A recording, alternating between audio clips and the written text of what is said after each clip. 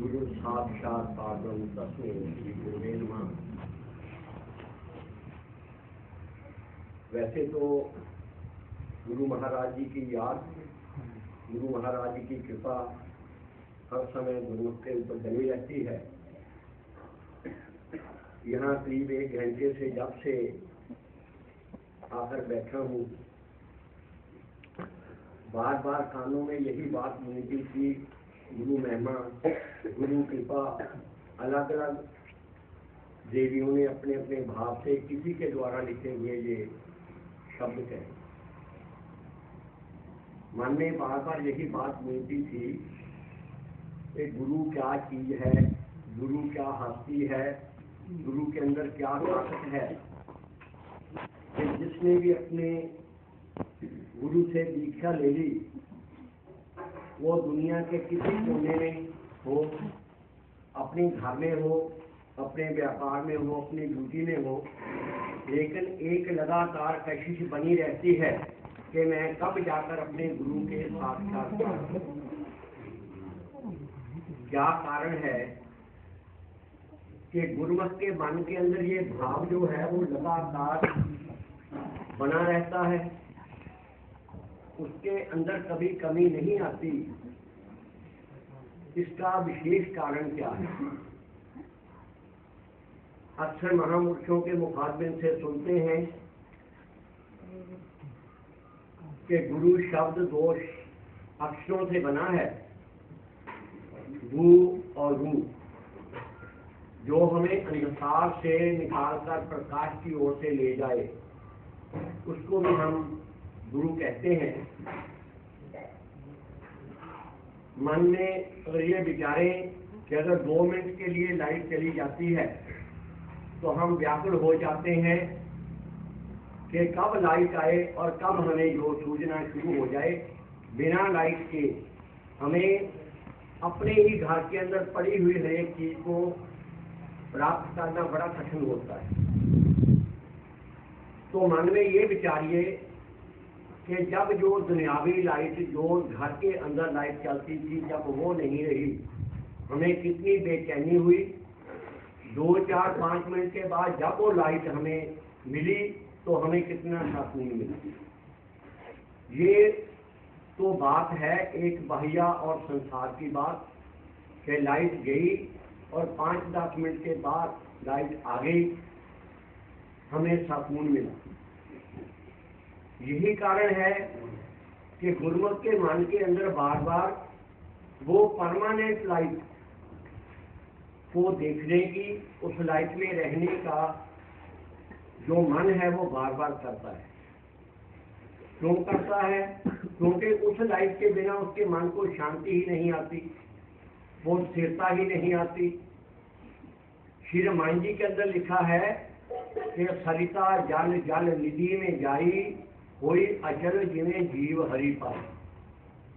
जब तक नदियों का जो जल है वो समुद्र के अंदर नहीं आता, वहां नहीं पहुंचता, तो आप लोग देखेंगे कि नदियों के अंदर उफान होता है। अक्सर ऐसा सुनते हैं कि कभी गंगा में बाढ़ आ गई, कभी यमुना में आ गई, राजस्थान ग्राम के अंदर, और उन्होंने बहुत बुरी तरह से तबाही मचा दी। लेकिन जब वो नदियां तबाही मचाती थी, वो तब तक उसके अंदर ताकत थी, तब तक उसका जो मन था तबाही मचाने की ओर लगा रहा, जब तक वो समुद्र के अंदर जाकर शामिल नहीं हो गई। जैसे ही नदी समुद्र के अंदर जाकर शामिल हुई, उसका सारे का सारा जो दुष्कर्म, दुष्भाव, दुष्ट जो सोचना था वो खत्म हो गया। क्यों हुआ? कि वो जाकर सरता जल जल निधि में जाए, कोई अचल जिन्हें जीव हरि पाए। वही नदी जो तूफान मचा रही थी, जो बर्बादी कर रही थी, कब उसका स्वभाव खत्म हुआ बर्बादी करने का? जब वो समुद्र के अंदर चले गई, अपने रूप में मिल गई जहां से वो निकली थी।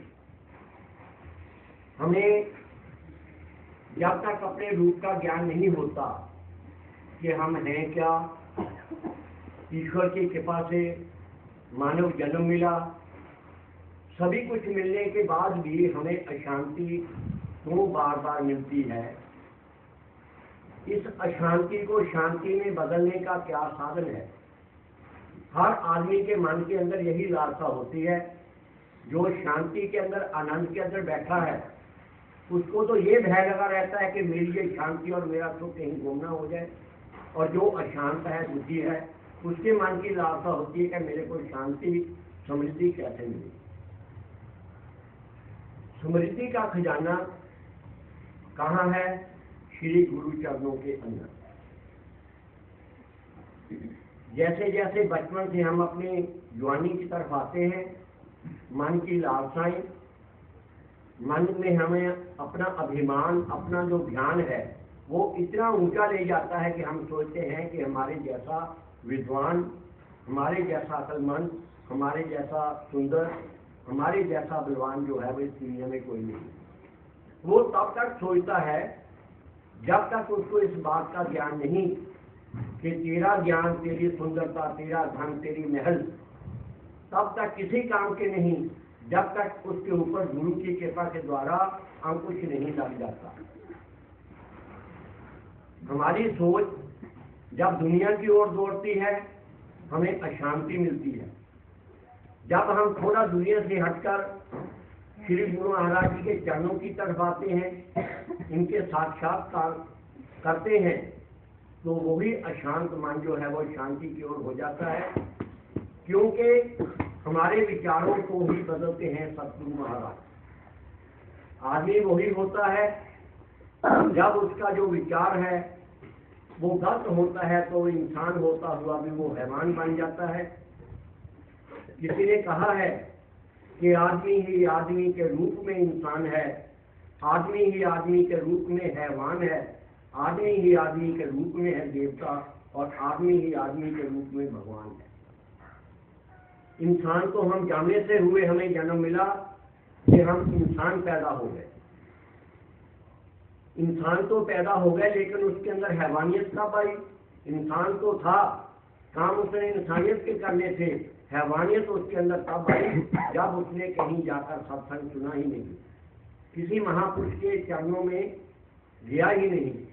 उसको क्या पता, जो आदमी आज तक कभी स्कूल में नहीं गया, वो अनपढ़ बच्चे को नहीं पता कि ABC क्या होती है, आखा गा क्या होता है, पूरा एरा क्या होता है। ये सभी बातों का ज्ञान जहाँ संसार के लिए जरूरी है, संसार की सभी विद्याओं से ऊपर जो है वो धन, वो विद्या है गुरु महाराज के द्वारा दी हुई दीक्षा।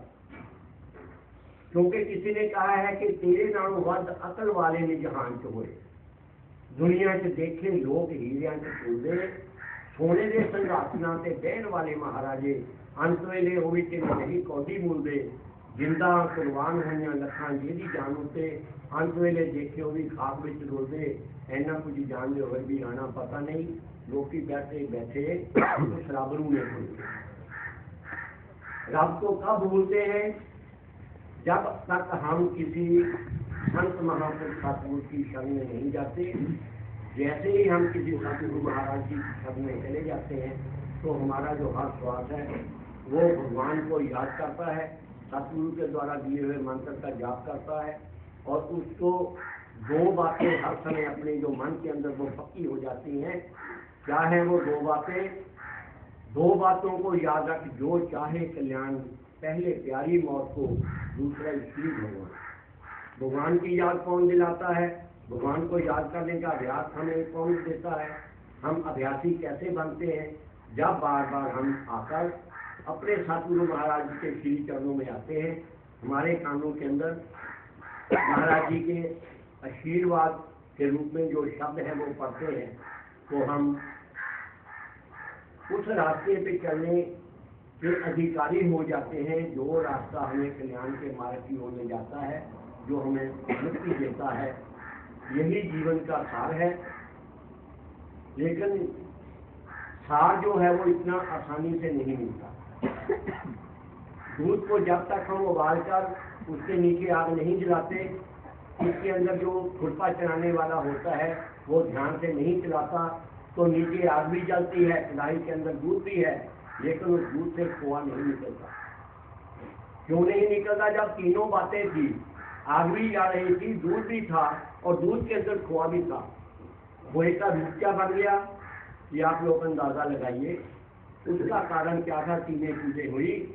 उसका कारण यही था कि उस सत्संगी उस जीव के कान में ये बात नहीं पड़ी कि संत मिल को जाइए काज कर वो अभिमान, जो जो पग आगे बढ़े 100 यज्ञ समान। तो जब हम अपने अंदर से काम को लोभ को त्यागकर फिर गुरु महाराज जी के शरण में आते हैं तो तभी हमें कल्याण होता है। नहीं तो हम कितनी बार कहीं भी चले जाएं, किसी तीर्थ में चल जाएं, जब मन की जो कसौटी है, मन के अंदर हमारे खोट छुपा हुआ है, तब तक कल्याण का मार्ग नहीं मिलता। वो तभी मिलेगा जब बार बार सत्संग कीजिए। सत्संग तभी मिलता है, कोटि जन्म के पुण्य जब उदय हो तीक संग, छूटे मन की मलिनता तब शोभे सत्संग। हम करोड़ों जन्म लेते हैं, लाखों 84 लाख के बाद मनुष्य का जीव का जो है जन्म होता है, लेकिन मनुष्य का जन्म होने के पश्चात भी हम लोग क्यों नहीं सत्संग में जाते। करोड़ों बार हमने जन्म लिया, जब तक हमारे करोड़ों जन्मों के जो पुण्य कर्म है एक बार उदय नहीं होंगे, तब तक हमारे मन के अंदर सत्संग के अंदर जाने की लालसा नहीं होगी। जब सत्संग में आ जाएंगे तभी हमारे जो मन के हैं वो कोट दूर हो जाएंगे। जब कभी कहीं भी हमें सत्संग जो मिलता है, हम कोशिश किया करें कि उस सत्संग के अंदर जाएं। अक्सर हमें अब इस दुनिया के अंदर विशेष रूप से भारतवर्ष के अंदर ऐसे सत्संग मिलते हैं जो मनुष्य को मनुष्यता से परे ले जाते हैं। अब सत्संग तो छोड़ेंगे नहीं, हमें पता नहीं कि सत्संग में कौन सी बात मिल जाए। वहाँ हमने क्या करना है, जहाँ कहीं भी हमने सत्संग के अंदर जाना है, हंस बुद्धि के साथ जाना है, हंस की आदत डालकर जाना है। जैसे हंस की सोच के अंदर उसके अगर हम 40 किलो पानी के अंदर 1 किलो दूध डालेंगे तो हंस के अंदर ऐसी ताकत है कि वो 1 किलो दूध ही देगा और 40 किलो जो पानी का पानी रह जाएगा।